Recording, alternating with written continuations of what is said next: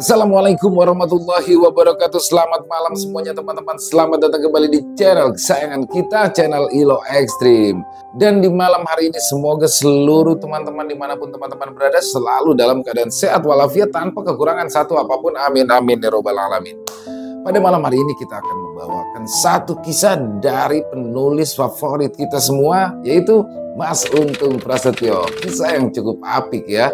Dan sebelumnya kami ingin mengucapkan terima kasih kepada seluruh teman-teman yang sudah selalu setia hadir di setiap konten kami, yang selalu setia mensupport kami. Karena kehadiran teman-temanlah kami selalu semangat berkarya di setiap harinya. Dan gak pakai berlama-lama lagi, langsung saja kita masuk ke dalam kisahnya. Mode horor art. Rumah warisan orang tua email.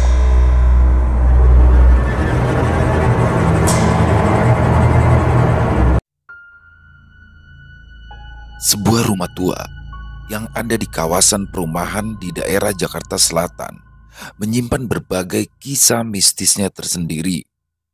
Bangunan tua yang berdiri di awal tahun 90-an itu terlihat sungguh dan menyeramkan jika dilihat dari luar. Selain rumah yang berada di bagian pojok jalan utama komplek perumahan itu, terdapat beberapa rumah yang sudah puluhan tahun tidak dihuni dan bahkan terbengkalai. Komplek perumahan yang memang dibangun sejak awal tahun 80-an itu memang berdiri di sebuah lahan yang dulunya adalah rawa dan perkebunan dengan banyak pohon nangka dan pohon kecapi di sana. Selain itu, di komplek perumahan tersebut ada makam keluarga yang tidak dipindahkan dan hanya diratakan untuk taman bermain di sana. Rumah tua yang dihuni oleh 3 bersaudara yang bernama Email, Karin, dan Nathan itu memang terlihat menyeramkan dengan aura mistis kental yang terpancar dari rumah tersebut. Beberapa security yang bekerja di komplek perumahan itu mengaku sering melihat penampakan sosok makhluk gaib di garasi depan dan juga di taman samping rumah. Email, Karim, dan Nathan mulai menempati rumah itu ketika mereka masih anak-anak.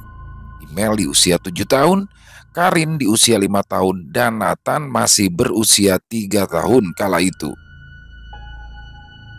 Dan sedari mereka masih anak-anak itulah mereka pun sudah akrab dengan para penghuni gaib yang ada di rumah orang tua mereka. Email adalah orang pertama di rumah itu yang dapat berinteraksi dengan semua penghuni gaib di rumahnya. Sejak Email berusia 10 tahun, Email mulai didatangi sosok-sosok yang awalnya membuat Email ketakutan. Di kamar Email ada sosok perempuan berkebaya hijau dengan menggunakan mahkota emas di atas kepalanya. Sosok perempuan yang boleh dibilang sebagai penguasa gaib di rumah itu perlahan-lahan menampakkan diri di hadapan Email hingga akhirnya mereka pun dapat berkomunikasi layaknya seorang manusia dengan manusia lainnya. Saat itu, Email yang berusia 16 tahun pun mulai menjadi seorang indigo setelah mengalami perjalanan gaib yang membuat mata batinnya terbuka dengan sempurna. Semua berawal dari sakitnya Email selama beberapa hari dan akhirnya membuat orang tua Email merasa khawatir saat itu. Email yang mendapat gangguan dari sosok makhluk hitam yang tinggal di halaman belakang rumah itu mengalami demam yang tidak wajar.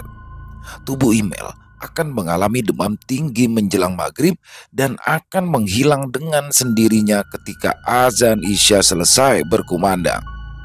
Sudah 4 hari Email mengalami hal itu dan puncaknya adalah ketika sosok makhluk gaib yang dilihat Email sedang berdiri di depan pintu kamarnya menyeringai menatap tajam Email dengan wujud yang sangat menyeramkan.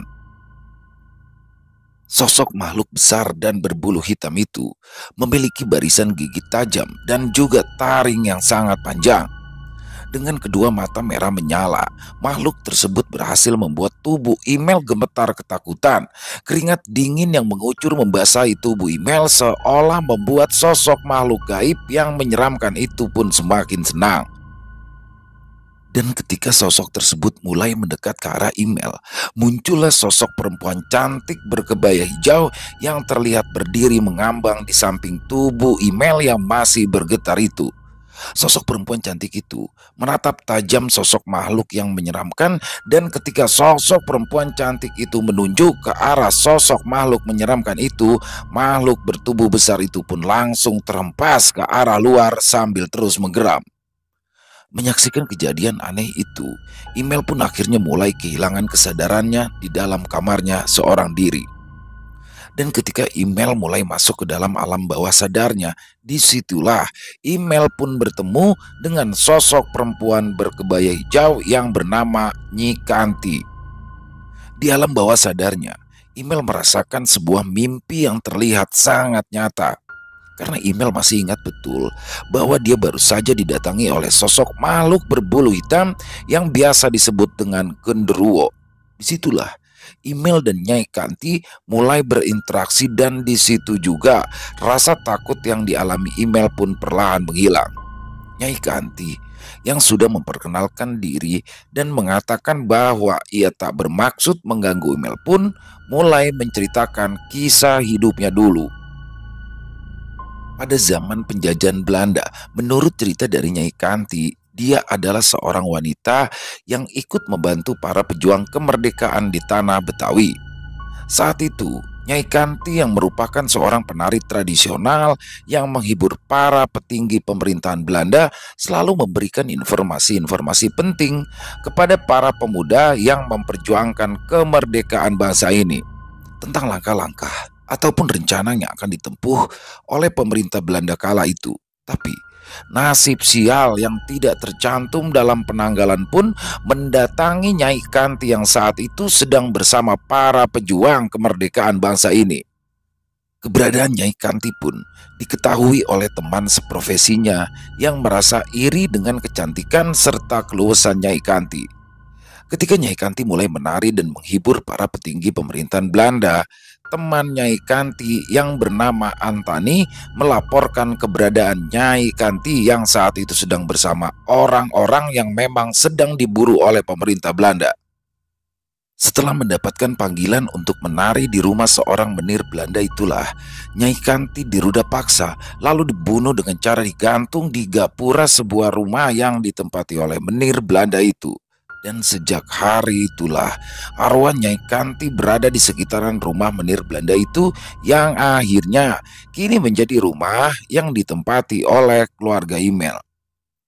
Nyai Kanti juga menceritakan kepada email bagaimana ia menuntaskan dendamnya kepada orang-orang yang telah menyakiti dan meruda paksa dan akhirnya membunuhnya itu. Bahkan, kisah Nyai Kanti menghabisi temannya yang bernama Antani itu menjadi pengalaman spiritual yang tidak dapat dilupakan oleh email.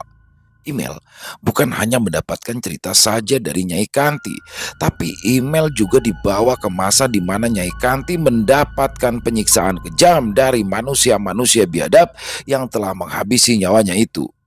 Email yang saat itu langsung dibawa ke rumah sakit karena tidak sadarkan diri itu sempat mengalami koma selama 7 hari, dan ketika dalam keadaan koma itulah email pun dibawa Nyai Kanti untuk menyaksikan kejadian-kejadian di masa lampau dari sosok penghuni yang sudah ratusan tahun menempati rumah keluarganya itu.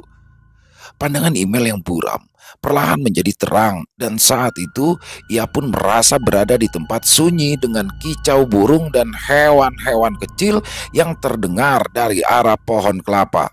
Suasana tampak asri dan hijau, dan rumah-rumah yang dilihat oleh email kebanyakan masih beratapkan jerami dengan dinding yang terbuat dari bilik bambu. Saat itu, email merasa sedang berada di sebuah tempat yang sering dilihatnya dalam film-film kolosal.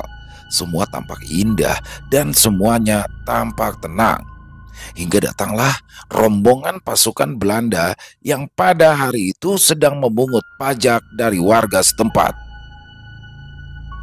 Pada zamanku, kebanyakan orang hidup menderita karena penjajahan yang dilakukan oleh bangsa Belanda.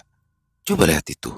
Bagaimana rasanya kehilangan harta yang dirampas secara terang-terangan dan tubuh yang harus menahan rasa sakit dari pukulan orang-orang berseragam itu.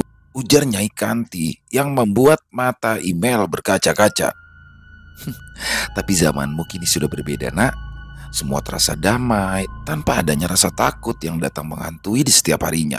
Imbuh Nyai Kanti lagi. Imol pun menangis menyaksikan warga yang tinggal di daerah tersebut. Tidak ada harta benda serta hewan ternaknya. Tapi istri dari seorang suami dan anak gadis pun tidak luput dari perbuatan bejat orang-orang berseragam yang menenteng senjata laras panjang itu. Betapa berharganya hari-hari yang kalian lalui saat ini. Hidup tenang, damai, dan penuh kenyamanan, ujar Nyai Kanti sambil mengusap punggung email.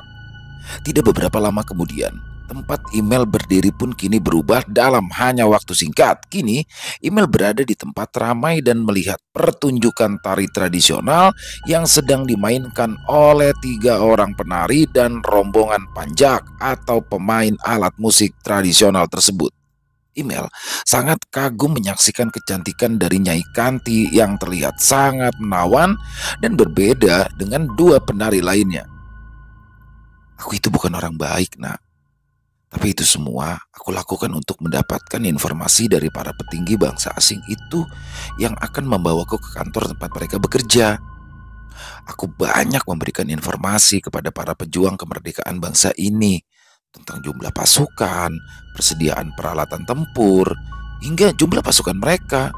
Tapi sayang, aku dikhianati temanku sendiri saat itu, ujar Nyai Kanti dengan tatapan tajam ke arah depan menatap seorang perempuan yang terlihat menggunakan kebaya berwarna kuning muda tersebut.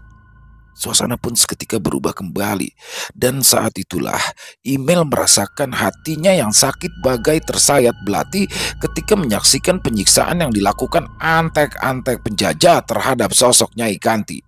Antek-antek yang merudah paksa Nyai Kanti adalah orang-orang asli pribumi yang bekerja sebagai mandor atau centeng kepada menir-menir Belanda. Email yang sudah tidak tahan menyaksikan perbuatan biadab itu memilih memejamkan kedua matanya dan memalingkan wajahnya. Tapi semua itu tidak merubah keadaan. Semua kejadian itu terekam jelas di benak email hingga email pun kembali menangis sejadi-jadinya. Di situ, email juga melihat seorang gadis muda tersenyum puas ketika mengetahui Nyai Kanti sedang disiksa dengan sadisnya. Perempuan berbaju kuning muda itu seolah puas mendapati teman yang sudah tidak berdaya dan hampir mati itu. Ingin sekali email berlari ke arah perempuan itu dan memberinya sedikit pelajaran, tapi seketika itu juga tempat email berada kembali berubah dan kini email berada di sebuah rumah yang berbeda. Dari arah luar, sebuah rumah yang terlihat berbeda dengan rumah-rumah lainnya di tempat itu. Email mendengar suara jerit kesakitan dari seorang laki. Lelaki itu terus saja berteriak minta ampun dengan sesekali merintih kesakitan. Seketika itu juga email dan Nyai Kanti pun sudah berada di dalam rumah tersebut. Ia pun menyaksikan seorang pria parubaya yang di bagian kemaluannya dicengkram erat oleh sosok perempuan berkebaya hijau yang di lehernya masih terikat sebuah tali yang cukup panjang. Lelaki parubaya itu tidak hanya merintih kesakitan, tapi ia juga merasa ketakutan dengan apa yang sedang dialaminya saat itu. Setelah kematianku, aku bangkit dan membalaskan dendamku kepada orang-orang yang telah menyiksaku hingga ajal menjemputku, ujar Nyai Kanti yang wajahnya tampak memerah padam karena ia masih merasakan amarah yang teramat sangat. Lelaki parubaya bertubuh gempal itu pun ambruk di lantai rumahnya dengan darah yang mengalir dari kedua mata, hidung, dan telinganya. Entah apa yang terjadi terhadap lelaki parubaya tersebut, karena email hanya menyaksikan sosok Nyai Kanti yang sangat menyeramkan itu terus meremas kemaluan dari pria parubaya tersebut. Tempat email berada pun kini kembali berganti. Kini, ia dan juga Nyai Kanti berada di sebuah rumah besar yang di bagian depannya dijaga oleh beberapa orang berseragam dengan senjata laras panjang di tangan mereka masing-masing. Setelah melewati para penjaga yang hanya dia mematung itu, email dibawa ke sebuah kamar yang di sana terdapat seorang menir dan juga orang warga pribumi yang mengenakan pakaian seperti pendekar. serta seorang lelaki tua yang mengenakan pakaian serba hitam. Di ruangan itu, Imel melihat sosok lelaki tua yang sepertinya adalah seorang dukun itu sedang mengobati menir Belanda yang terus saja merintih kesakitan dan terus memegangi kemaluannya. Dari sosok tubuh dukun yang memiliki kesaktian tinggi itu, tiba-tiba saja muncul dua sosok makhluk gaib bertubuh besar berkepala pelontos dengan daun telinga lebar serta gigi-gigi tajam yang terus saja mengeluarkan air liurnya. Sosok makhluk gaib itu segera melompat ke tubuh menir Belanda tersebut dan secara perlahan menarik sosok perempuan berkebaya hijau yang tidak lain adalah Nyai Kanti. Sosok Nyai Kanti yang sepertinya bukan tandingan dari dua sosok makhluk gaib itu langsung dibuat tak berdaya dan melesat pergi meninggalkan ruangan tempat sosok makhluk gaib tadi berada. Tidak lama kemudian, Imel pun sudah berada di sebuah hutan bambu yang di tengahnya terdapat sebuah sendang yang dipenuhi air yang tidak begitu jernih. Dari dalam sendang tersebut, secara perlahan muncul sosok makhluk gaib yang sangat menyeramkan, yang ternyata merasa iba dengan apa yang dialami oleh Nyai Kanti pada saat itu. Sosok makhluk gaib dengan rambut panjang yang seluruh tubuhnya dipenuhi ulat tersebut sempat tersenyum kepada Imel. Sontak, Imel pun dibuat ketakutan karena sepertinya sosok makhluk gaib yang sering disebut sebagai Wewe Gombel tersebut mengetahui keberadaan Imel dan Nyai Kanti. Tapi semua di luar perkiraan Imel. Sosok Wewe Gombel yang memiliki bau busuk menyengat itu terlihat membantu Nyai Kanti dan mengajaknya masuk ke dalam sendang yang dipenuhi air tersebut. Disinilah aku mendapatkan kesaktianku dari Nyai Weda. Dia meminjamkan mustika miliknya kepadaku agar aku dapat menuntaskan dendamku, ujar Nyai Kanti sambil mengibaskan tangan kanannya. Seketika itu juga tempat Imel berada pun kembali berubah. Kini Imel bersama Nyai Kanti tengah berada di rumah dukun yang memiliki dua makhluk gaib yang berilmu tinggi itu. Sosok Nyai Kanti yang terlihat menyeramkan mulai melepaskan tali yang menggantung di lehernya dan dengan cepat menyerang sosok dukun yang sedang tertidur pulas itu. Tapi rupanya sosok makhluk gaib peliharaan dukun itu telah bersiap menunggu kedatangan Nyai Kanti dan seketika terjadilah pertempuran gaib antara Nyai Kanti dengan dua sosok makhluk gaib bertubuh gempal dan berdaun telinga lebar itu. Adu kesaktian pun terus terjadi hingga akhirnya Nyai Kanti pun mengeluarkan mustika yang sudah dipinjamkan sosok Nyai Weda dan mulai menghisap energi murni dari dua makhluk gaib tersebut. Kedua makhluk gaib yang awalnya terlihat memiliki kekuatan besar itu perlahan-lahan jatuh tersungkur akibat energi besar dari mustika milik Nyai Weda. Dan saat itulah Nyai Kanti pun menghabisi dua sosok makhluk gaib tersebut, lalu mengambil pusaka mereka serta mengambil alih kesaktian mereka. Dukun sakti yang masih tertidur pulas itu pun mendapatkan serangan dari Nyai Kanti dan tiba-tiba saja leher dari sosok dukun tersebut sudah terlilit tali yang ada di leher Nyai Kanti. Tidak ingin menunda lagi, Nyai Kanti pun langsung menggantung hidup-hidup sosok dukun sakti yang telah melindungi menir Belanda yang kala itu ikut meruda paksa Nyai Kanti. Pembalasan dendam pun berlanjut.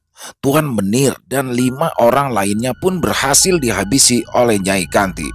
Kematian mereka semua terlihat sama. Orang-orang yang telah meruda paksa Nyai Kanti harus mati dengan alat vital membesar serta darah yang keluar dari mata, hidung, dan telinga mereka. Pembalasan terakhir Nyai Kanti pun sampai pada sosok Antani.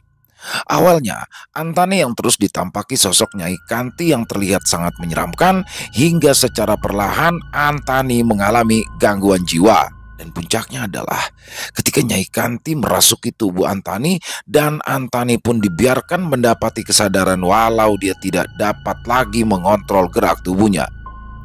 Antani yang kesehatannya kembali terus saja menari sepanjang hari tanpa ada musik pengiring di sana. Terlihat kedua orang tua Antani pun merasa kebingungan dan terus meminta agar Antani menghentikan apa yang dilakukannya. Antani terus saja menari dengan gemulai hingga kedua kaki Antani berdarah-darah karena sudah beberapa hari Antani tidak juga berhenti menari. Setiap Antani diikat dan dijaga di dalam kamarnya, tidak lama kemudian Antani kembali berada di tempat lain dengan kondisi yang terus menari.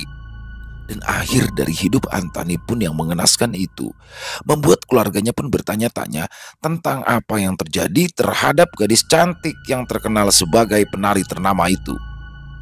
Setelah menuntaskan dendamnya, Nyai Kanti pun lalu mengajak Email untuk kembali, dan saat itu Email sangat terkejut ketika mendapati dirinya berada di sebuah ruangan rumah sakit dengan berbagai alat medis yang ada di dalam tubuhnya. Maafkan aku ya, aku terlalu lama mengajakmu pergi. Sekarang kembalilah ke tubuhmu, dan setelah itu kau akan memiliki penglihatan yang tajam. Kau akan bisa melihat sosok makhluk gaib yang ada di sekitaranmu, dan kau juga akan dapat terus berkomunikasi denganku setiap waktu, ujar Nyai Kanti yang perlahan menghilang dari pandangan mata Email. Email pun langsung tersadar dari masa kritisnya, dan hal itu pun membuat kedua orang tua Email serta adik-adiknya dan keluarganya yang lain merasa bahagia. Email yang sudah hampir 1 minggu berada dalam kondisi kritis itu, kini perlahan kondisinya mulai membaik dan kesehatannya pun kembali pulih. Setelah mengalami perjalanan gaib bersama Nyai Kanti, Email pun akhirnya dapat mengetahui makhluk-makhluk gaib yang ada di rumahnya serta di tempat-tempat lainnya. Email yang sangat terkejut ketika pertama kali mengetahui sosok-sosok makhluk gaib yang juga tinggal di rumahnya itu, lalu mencoba melakukan komunikasi dengan sosok Nyai Kanti. Nyai Kanti pun menjelaskan jika semua yang tinggal di rumah orang tuanya itu tidak akan menyakiti keluarganya. Hal itu bisa terjadi karena sosok Nyai Kanti merupakan sosok penguasa yang pertama kali menempati tempat itu. Setelah kedua orang tua Email meninggal dunia, sosok-sosok makhluk gaib yang ada di rumah mereka pun semakin sering menunjukkan eksistensinya. Rumah yang sebelumnya ramai penghuni itu kini hanya ditempati oleh Email, Karin, dan juga Nathan. Padahal, sewaktu kedua orang tua mereka masih ada, rumah itu memiliki 2 orang asisten rumah tangga serta 1 orang supir pribadi. Selain itu, rumah mereka dulu pun juga digunakan untuk kegiatan menyortir barang-barang dagangan yang dijual di toko-toko milik orang tua Email, sehingga rumah tersebut pun selalu ramai dan jarang sekali terjadi hal-hal aneh di luar nalar manusia. Tapi saat ini, rumah itu hanya ditempati oleh 3 bersaudara tanpa ada lagi asisten rumah tangga dan orang-orang yang bekerja di perusahaan milik orang tua Email. Sudah lebih dari 1 minggu, Karin merasakan hawa yang berbeda di dalam kamarnya.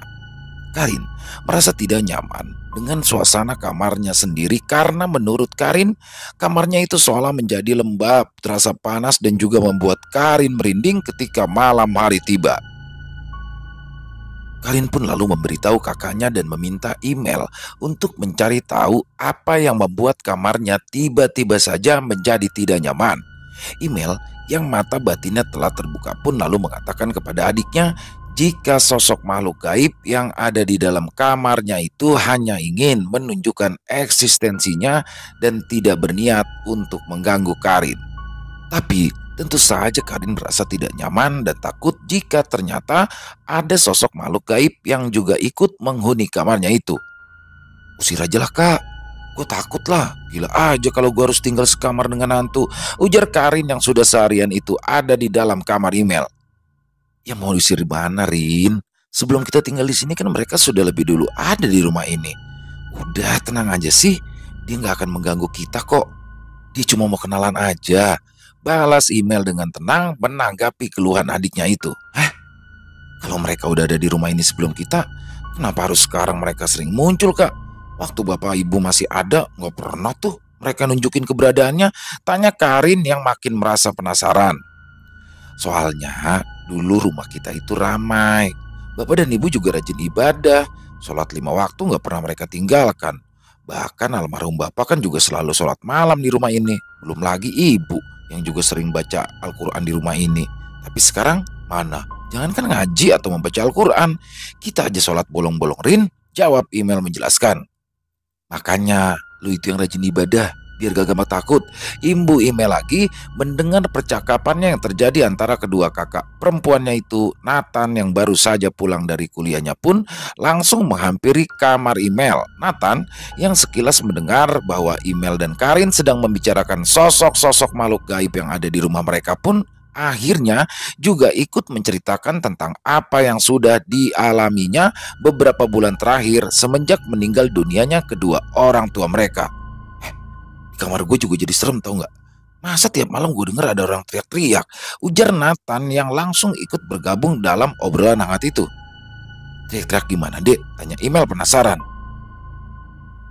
Ya gitu, kadang ada yang teriak awas, kadang ada yang teriak lari.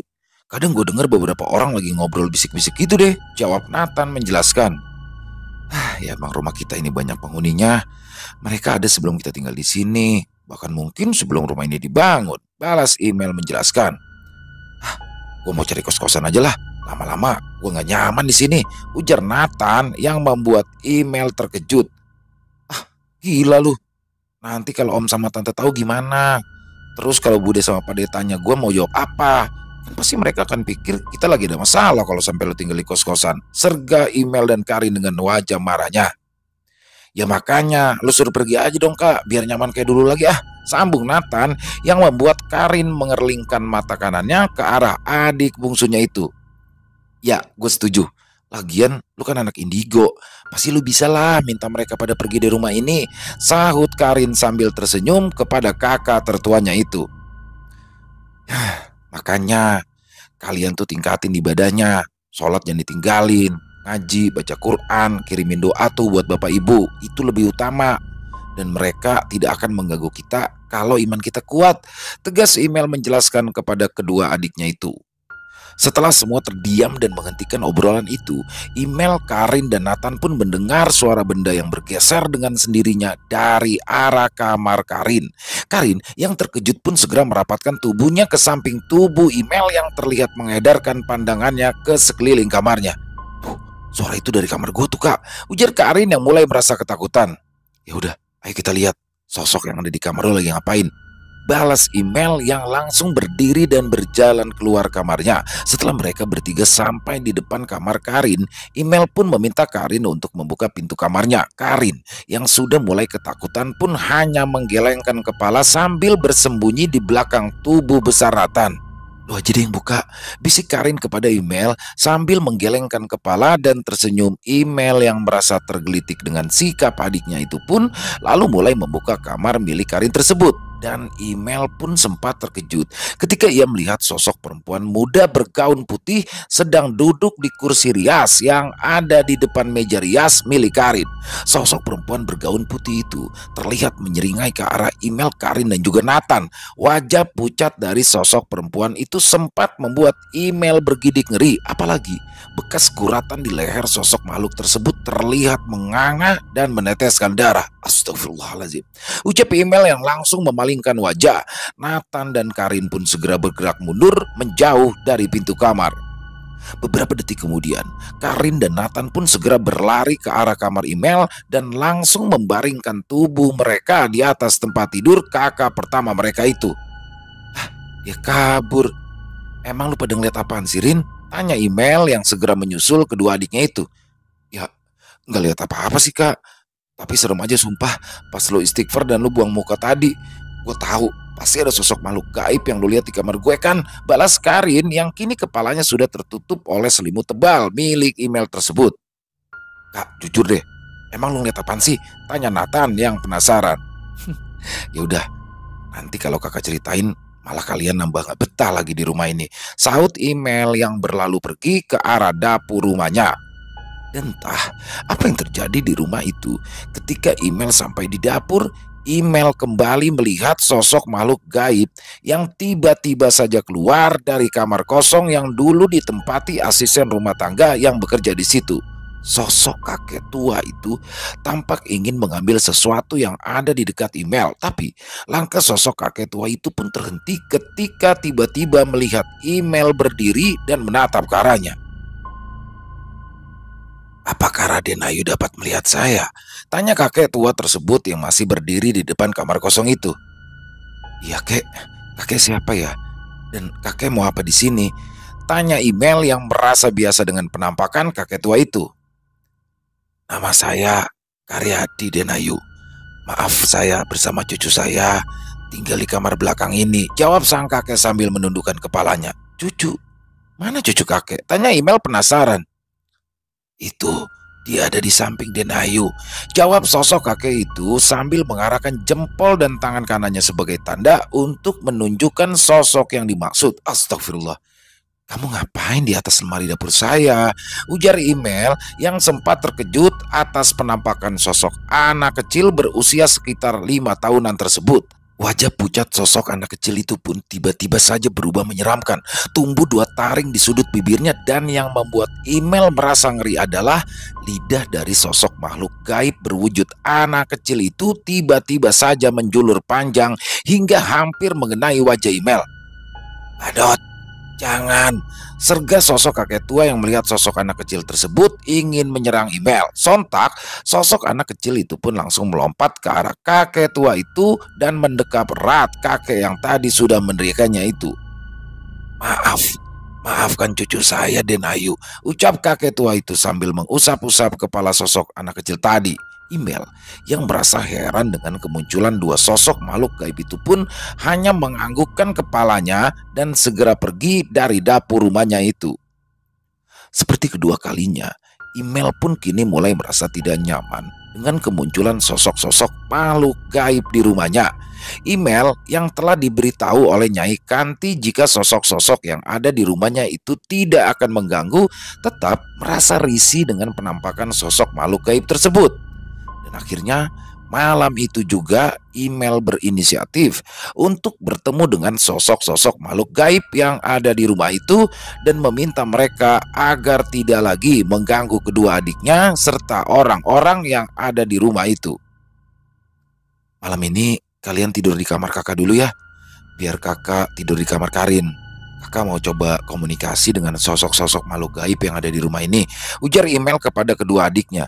Alhamdulillah, suruh pada pindah aja sekalian kak, biar aman, saut Nathan sambil tersenyum sumringah. Yang penting mereka nggak ganggu kita lah.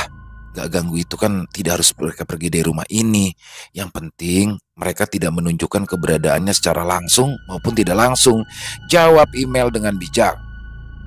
Setelah malam tiba, Nathan yang awalnya ingin pergi dan menginap di rumah temannya akhirnya memutuskan untuk mengajak teman-temannya yang menginap di rumahnya karena ada beberapa tugas mata kuliah yang harus dikerjakan. Sedangkan Karin sedari sore tadi mulai membawa barang-barang yang diperlukannya ke kamar email.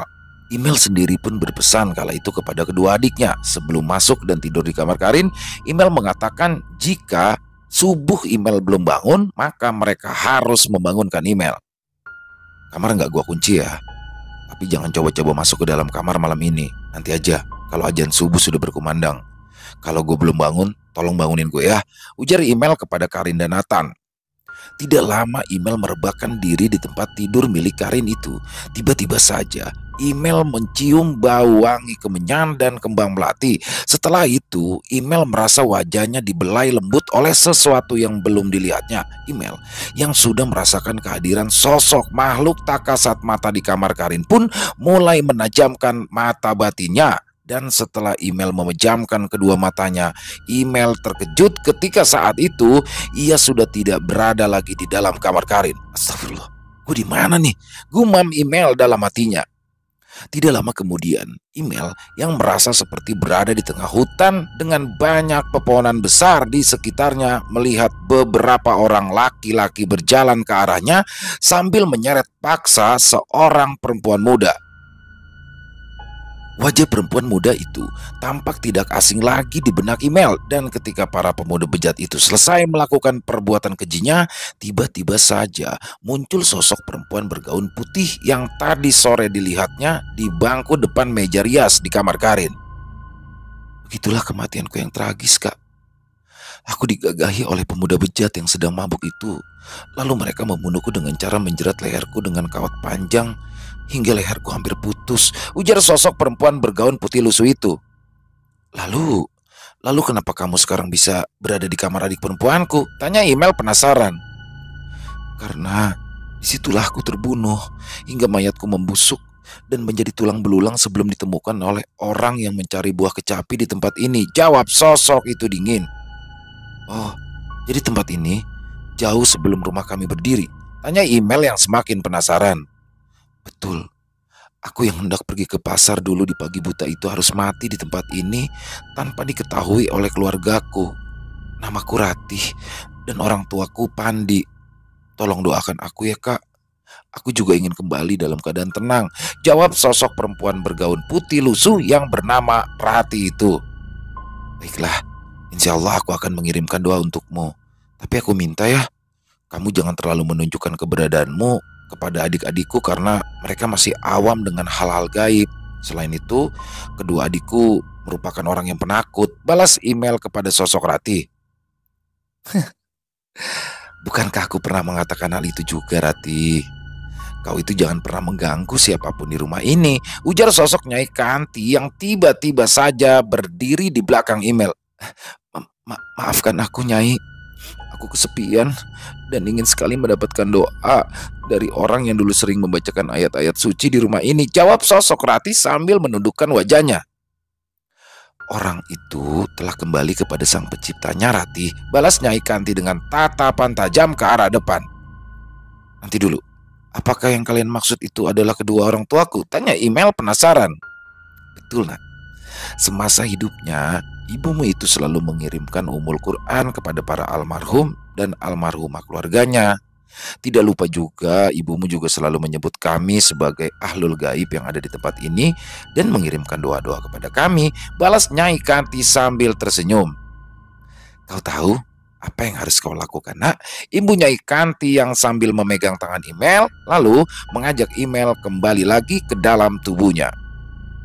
Tepat sebelum azan subuh berkumandang, email pun terbangun dari tidurnya. Ia pun bergegas membangunkan Karin dan juga Nathan, lalu meminta mereka untuk melaksanakan ibadah sholat subuh berjamaah di rumah, lalu mengirimkan doa untuk kedua orang tuanya dan juga seluruh arwah yang telah mendahuluinya. Sholat subuh berjamaah pun dipimpin oleh Ali, teman dari Nathan yang semalam menginap di rumahnya. Setelah melaksanakan sholat berjamaah, Ali dan Ilyas memimpin pengajian singkat untuk mendoakan para arwah dan sosok-sosok makhluk gaib yang ada di dalam rumah itu. Ali Ilyas yang merupakan anak perantauan yang menyewa kos-kosan sebagai tempat tinggal di Jakarta pun akhirnya mau ikut tinggal di rumah besar milik keluarga Email. Setelah Email, Karin dan juga Nathan meminta keduanya untuk tinggal di rumah itu. Biar rumah ini rame dek. Mungkin nanti kalau kami ada rezeki kami akan merenovasi rumah ini supaya bisa menjadi tempat kos murah untuk para mahasiswa yang dari daerah luar Jakarta seperti kalian, ujar Email dengan yakin. Iya, sementara lu pada tinggal di kamar belakang aja. Di kamar itu ada 2 ranjang kecil yang dulu ditempatin Mbak Imah dan Mbak Rusti, asisten rumah tangga di sini. Ibu Karin yang sepertinya sangat setuju dengan pemikiran kakaknya tersebut. Tapi ingat, gak boleh bawa cewek yang bukan muhrim ke dalam kamar ya, sahut Nathan yang membuat semua orang tertawa. Dan sejak saat itulah sosok Rati pun semakin jarang menunjukkan keberadaannya. Tapi sosok-sosok lain terkadang masih sering menggeser benda-benda yang ada di dapur dan bahkan memindahkan benda-benda yang sedang diperlukan. Sosok makhluk gaib berwujud anak laki-laki yang mendiami kamar belakang yang ditempati Ali dan Ilyas itu masih sering mengambil dan memindahkan barang-barang milik Ali dan juga Ilyas. Hal itu memang sengaja dilakukan oleh sosok yang memang sudah lama berada di rumah itu.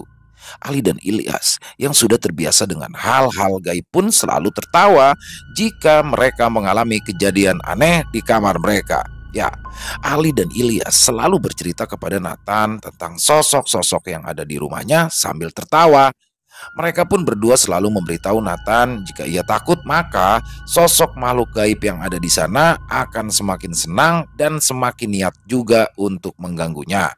Menurut Ali dan Ilyas, sosok yang sebenarnya mengerikan adalah sosok berbulu hitam yang tinggal di pohon jambu air yang ada di halaman belakang rumah. Ya, sosok makhluk yang berwujud genderuwo itu sering menjelma menjadi salah satu penghuni rumah itu. Ali dan Ilyas pun sudah 2 kali melihat penampakan sosok yang memiliki taring panjang dan bermata merah itu sedang menatapnya tajam dari pohon jambu air yang memang menjadi tempat tinggalnya. Dalam kisah yang berlatar di sebuah rumah tua yang ada di komplek perumahan daerah Jakarta Selatan ini, masih ada kisah-kisah mistis lain yang dialami Karin, Nathan, Ali, dan juga Ilyas di rumah itu. Semua kisah akan diceritakan dalam kisah-kisah selanjutnya. Selesai, wow, luar biasa. Kisah dari Mas Untung Prasetyo, lagi-lagi kisah yang cukup menarik ya, dan horornya dapet juga. Ini apa ya, kisah antara email dan Nyai Kanti ya. Jadi email ini di sini dibukakan mata batinnya ketika sudah dewasa. Jadi memang begini ya teman-teman, ada beberapa orang yang memang sudah sedari lahir itu dia memang bisa melihat, dan ada juga orang yang ketika dewasa baru bisa melihat. Jadi memang ada yang sudah turunan, ada yang memang karena sesuatu akhirnya bisa menjadi melihat, dan inilah yang dirasakan oleh email, yang pada akhirnya email pun bisa melihat hal-hal yang tidak bisa dilihat oleh manusia-manusia biasa. Dan luar biasa kisahnya, Mas Untung, keren banget, feel horornya dapet banget. Dan apalagi di akhir kisah tuh ada Ali dan Ilyas ya. Dan semoga sih ada kisah lanjutannya ya tentang Ali Ilyas, tentang emailnya sendiri di rumahnya. Semoga ada kisah lanjutannya. Ditunggu Mas Untung. Dan banyak sekali ya hikmah yang bisa kita ambil dalam kisah barusan. Salah satunya adalah mungkin yang paling menurut saya menarik yang bisa diambil adalah mengirimkan doa. Jadi katanya tuh ibunya dulunya sering ngirimin doa. Ibunya meninggal nih, udah gak ada yang lagi ngirimin doa. Jadi mereka merasa kangen nih sama doa itu. Dan semoga kisah barusan bisa menghibur ya teman-teman para pecinta penikmat horor. Lebih khususnya lagi kepada para subscriber dari channel ILO Extreme. Dan buat Mas Untung tetap semangat berkarya ya. Ditunggu lagi karya-karya terbarunya. Dan silakan buat teman-teman mungkin yang punya komentar lain, punya pendapat lain, bisa dituliskan di dalam kolom komentar. Ataupun hanya sekedar saling menyapa, insya Allah kami akan menjawabnya satu persatu. Buat yang suka dengan videonya, bisa diklik tombol like-nya, tombol jempolnya. Dan buat yang belum subscribe atau baru bergabung, yuk diklik tombol merah subscribe-nya. Jangan lupa lonceng notifikasinya dinyalakan, agar teman-teman selalu mendapatkan notifikasi dari konten-konten yang akan kami upload selanjutnya. Untuk channel ILO Extreme ini kami upload setiap jam 7 malam waktu Indonesia bagian Barat. Dan buat teman-teman mungkin yang punya kisah horor ya, horor misteri yang berdasarkan kisah nyata yang diangkat dari pengalaman pribadi, dan apabila berkenan untuk dibawakan di channel kami, bisa mengirimkan kisahnya ke nomor telepon yang ada di bawah sini. Jadi bebas ya, lewat tulisan boleh, lewat audio boleh, senyamannya teman-teman aja. Dan di akhir kata saya sekali lagi mengucapkan terima kasih kepada seluruh teman-teman yang sudah mendukung channel kami.